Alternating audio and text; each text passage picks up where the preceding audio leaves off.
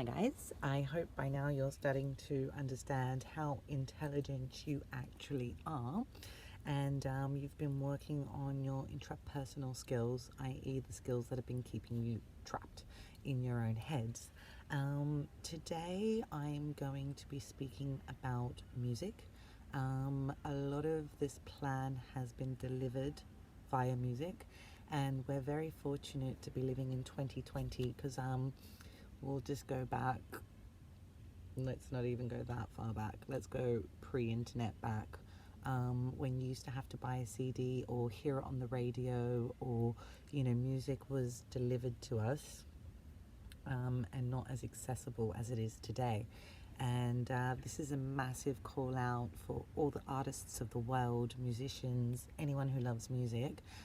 It's really important that we start to understand sound and vibration. Pre anything, music has been fundamental key in all cultures internationally, whether it be a drum beat, whether it be the feet stomping. Every single culture and civilization, whether they lived in the bush or whether they lived in cities, music, sound and vibration have been key to changing us or helping us move forward. Now, on a very quick note, we need to look at sound and vibration in terms of what it actually does. There's been lots of studies done on water, where they're like love and they change, and they say hate and it goes. We are 60% water, and our plasma is also water based. So based on the messages we're being told, depends on whether we're like this or whether we're like this.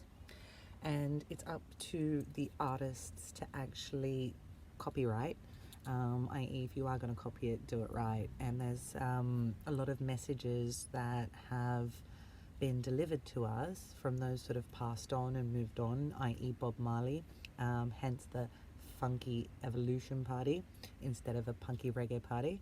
And it's about reliving these messages, and then how we can get society to come together using sound and vibration, because there are lots of therapies that are currently being done, gong baths, whether it be just you've been to anywhere where there's a massive speaker and you're like, ooh, because frequencies actually bust out lower vibrations. So the higher the vibration, the better you feel. And that's also why we get addicted to a lot of artists, or people, because we feel like we are not understood by the world around us, and these people are singing songs that relate to us, that touch our hearts. And that's where I want to go with this, is that the government owns our brains, musicians own our hearts. So in order to become 60% stronger as the army or the alien nation, it's a call out for all the musicians and the artists out there to start getting it on, basically, and working together to see how we can really generate that love wave through sound and vibration. Now, it already happens. There's music festivals, there's this, there's that, and the other.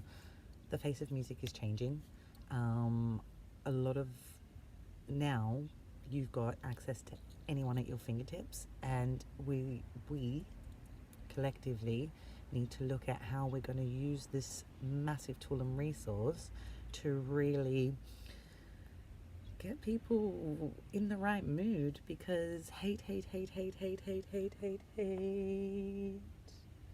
or if we're singing love and unity, eventually that vibration will act as a global love wave or slash rave, and we can all actually start to, I don't want to say fight for our rights. This party doesn't involve guns, knives, and all of that. We don't need that. We need our intellect and our hearts. And music has been such a baseline for us all throughout history. It's not a new thing. What's new is how we collectively can start to pull those messages together from the lost artists. There's amazing artists, Michael Jackson. There's so many people that really, really, really wanted humanity to wake up. And we can remaster these, and it's not about, oh, I did it, and credit and credit and credit. We need to drop our ego minds in terms of that was plagiarized, or that was this, or that was that. Who cares? You know that you're the one who did it. Doesn't matter as long as the message gets out there.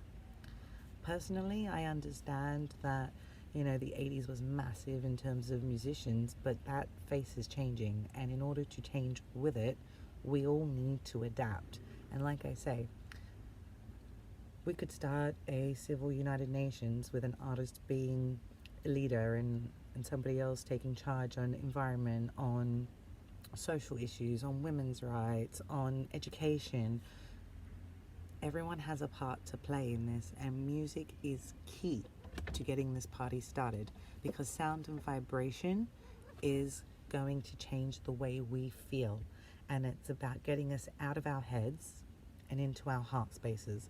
So, you know, again, I might be really upset and I'll put my favorite tune on, and it's cool, it makes me feel better, or a song will come on and it will make me think, or it might give me the solution to a problem that I was currently facing. We need to look at music not just for the party scene, but look at music as you know, again, you don't go to a Brazilian barbecue and take a vegetarian with you. Not all music is going to be suited to the same people. So it's looking collectively from the classics all the way through to hard rock and roll, and how we can start to come together. United we stand, divided we fall. Because I know, based on lots of research, and I'm not the only one predicting this, the governments are currently collapsing. Internationally, we're all going to be facing some serious social issues, and unless we get the party started now, i.e. start working on songs that can be remastered, or to be helping people through these difficult times, because it's going to go either way. We're going to get really angry because of what they've done to us, or we can be intelligent about it and start to look at sound and vibration as a way to heal. And also, like I say, they've got our minds, but music is in our hearts. So it's looking at how we're going to become 60% stronger as the alien nation, so we can start taking back. And this is not about demands. I want to make this clear from now. We're not demanding anything. We're not children. We are all adults, and I want to use the word fighting, because it's not, we don't need to fight. We need to unite and be logical and be smart. And that art of being smart starts in the heart. I mentioned in Tonic C, the monks aren't sitting in silence. You know, everyone's fighting over all these religions. Guess what? The monks have been dropping in those keys left, right, and center into music, and it's gone international. So while everyone's fighting about this religious this and this religious that, the monks just, let's not fight. Let's just get right in there in sound and vibration and really turn the volume right up. And I think shut up and dance campaigns, leave your head at the door, bring your heart to the dance floor. We need some party advocates to go out there and really get this party started. Hit up your artists, hit up people that sing about love. Really, let's start getting this message out there so we can be united, right? And really look at how we're going to come together as a global society and make those necessary changes based on fact over fiction. I can't stress how important this is. Again, music is a massive key. Tomorrow I'll be speaking about food, and how obviously food, music, feel good feelings, and how we can start to feel better so we're more empowered to move forward. Please like, share, get the message out there. Any questions, please leave them below, and please follow A Sound Environment on Facebook. Thanks.